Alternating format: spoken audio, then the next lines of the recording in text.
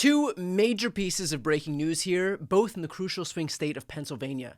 First off, Democrats just flipped a Trump plus 15 state Senate district seat, wherein Democrat James Malone defeated Josh Parsons 50-49. The seat had previously been held by a Republican named Brian Tyler, who won the general election back in 2022 unopposed. That's how red of a district this is. He's retired to take a job in David McCormick's office, and now his seat went from safely red to newly blue. In fact, even Elon Musk amplified this specific race when he tweeted a response to Republican operative Scott Pressler, warning that Republicans were on the verge of losing this seat.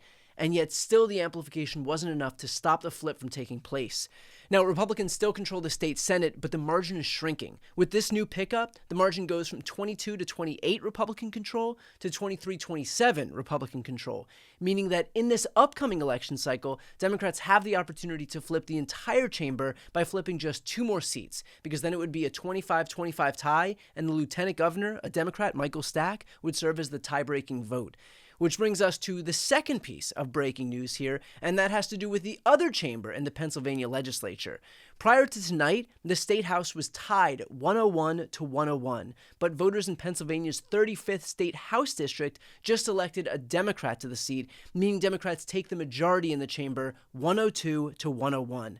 Pennsylvania is only one of three states, along with Michigan and Minnesota, that have split legislative control. Tonight's results bring the Democrats just a little bit closer to closing that gap and getting Democrats into a position where they can retake control of the entire legislature in November of 2026. And while it's certainly important to celebrate wins like this one, we cannot get complacent and we have to keep putting in the work. And we do have a crucial race coming up just days from now. Everybody watching this video needs to know about what's happening in Wisconsin on April 1st. There is a state Supreme Court race wherein Susan Crawford is going up against diehard Trump sycophant Brad Schimmel. And of course, you'll be unsurprised to hear what's propping up Schimmel's chances in Wisconsin, and that is, you guessed it, Elon Musk. I spoke to Susan Crawford about that. Here's what she had to say. So Musk's PACs have spent over $5 million now on the race on mostly attack ads against me, these kind of ugly false attack ads. The first of which, one of the ads had a picture of a different Susan Crawford, not me. So he doesn't really know who he's spending money against yet. Print ads. He's paying canvassers to go door to door in Wisconsin. So kind of an all-out assault, and trying to buy himself a seat on the Wisconsin Supreme Court. And look, there are dire implications for our democracy in this race. First and foremost, this is a test case for Elon Musk. He's already seen how his money bought him the presidency. Now he is deploying the same strategy in the states. And if he's successful in Wisconsin, you better believe that he's going to spend money in every single race across America. This isn't just about Wisconsin. It is about whether or not we want to live in a country where one billionaire can quite literally buy the entire United States government. Regardless of political party, whether you're left, right, or center, I cannot imagine you think that ceding control of our democratic process to the richest man in the world is a good idea. And so if he's rebuked in this race in Wisconsin, that's going to send a clear as day message that no matter how much money you have, you will not be able to purchase our democracy. But we've got one chance to send that message before he learns that he can spend his money everywhere. And that chance is right now. There's also the fact that Elon views this as his way to derive some personal financial benefit for himself, very much like he was able to do by gutting the federal agencies that regulate his companies. This is what he's trying to do in Wisconsin. Elon Musk's company Tesla has a case that's working its way through the court system in Wisconsin. One that, so there's maybe a financial stake in this for Elon Musk. And of course, that's to say nothing of this race's implication for Wisconsin's brand new fair maps, of which every other issue is downstream. If you want abortion to remain legal in Wisconsin, that relies on those fair maps staying in place, because once gerrymandered maps are reinstituted by the Republicans, then they will not only ensure that they never lose power again, but they'll pass laws as draconian as the ones that they have before, including re-implementing their 1849 abortion ban. And let's be clear, Republicans understand how much is at stake. That's why Elon Musk has begun offering $100 payments for voters who sign anti-Susan Crawford petitions. And their influencers are now spreading lies as well. Here, for example, is one of those lies that I exposed earlier this week.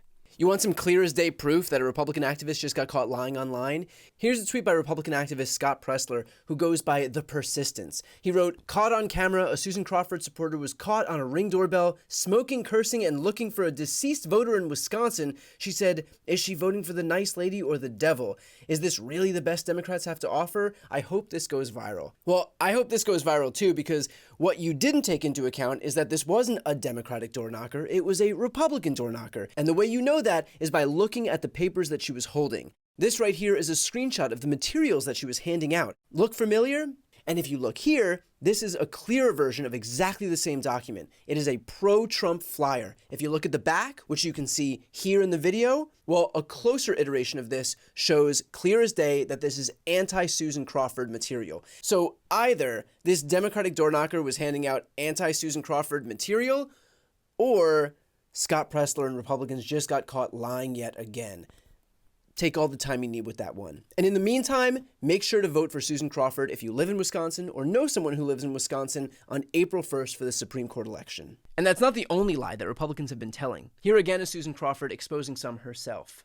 These ads are just they're so patently full of lies, and we know more is coming. They have, they're doing the kind of attacks that I think we saw during the fall presidential campaign, where they are putting out digital ads that actually say I've taken positions that I've never taken before, that I am running to push a far left agenda, which I'm not, and just try to generally make me appear more far to the left than I actually am. Right. So we're seeing that, and then we're also seeing these attacks that distort and misrepresent decisions that I've made as a judge, mostly on criminal cases. They have two favorites that they talk about: cases where I sent people to prison for several years and have on strict supervision through our State Department of Corrections even today.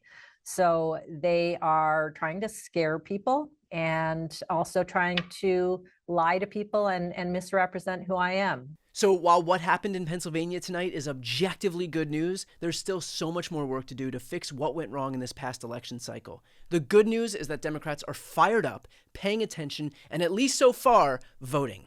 And look, I understand that with all the shit going on in politics right now, it might be difficult to find the energy to stay engaged, but that has to be our first, second, and third priority. The only way that we prevent Republicans from acting in a way that is completely off the rails is by showing them that we are ready to hold them accountable. If you think that Republicans didn't see what happened tonight in Pennsylvania, you are kidding yourself. They see it. And of course, that's to say nothing of the fact that aside from just tempering the worst impulses of the GOP, it's also how we set the stage to win back power in 2026 and beyond. Remember, we were in an almost identical situation back in 2017, watching Republicans exercise full control of government while Democrats were in the minority in the House, the Senate, and the White House. And yet by 2018, after that midterm election cycle, Democrats had retaken the House by the biggest margin in modern American history. We can get there again, and we will get there again, but it requires us being fully bought in, that we're not going to tune out, that we're going to stay activated and engaged and ready to fight every single day. Today was a success. Let's make April 1st an even bigger one. Tell your friends, your family, your colleagues, anyone with any connection to Wisconsin to make sure they have a plan to vote. We cannot let the Republicans win. Let's make sure they don't. Before you go, first, if you enjoyed this content and you want to see more and support independent media, please subscribe to this channel. The subscribe button will be right here on the screen.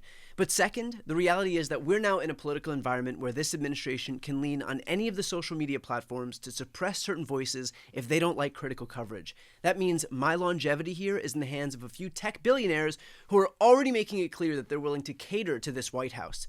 To that end, signing up for my newsletter is a great way for me to be able to reach you directly if that ever becomes necessary. I'll put the link on the screen as well, so please sign up. It's completely free, but there's also an option to do a paid subscription if you'd like to support my work. I really appreciate it. Thanks so much for watching.